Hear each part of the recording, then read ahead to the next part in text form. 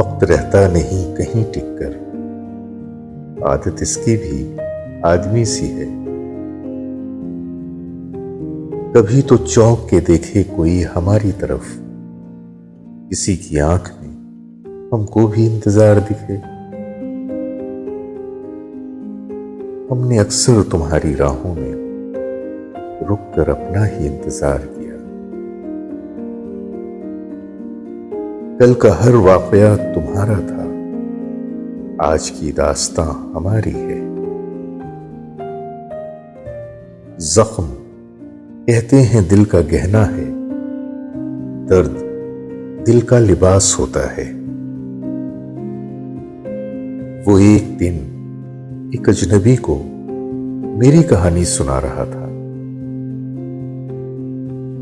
ऐसा खामोश तो मंजर न फना का होता, मेरी तस्वीर भी गिरती तो छना का होता। खुशबू जैसे लोग मिले अफसाने में, एक पुराना खत खोला अनजाने में। कितनी लंबी खामोशी से गुजरा हूं, उनसे कितना कुछ कहने की कोशिश की।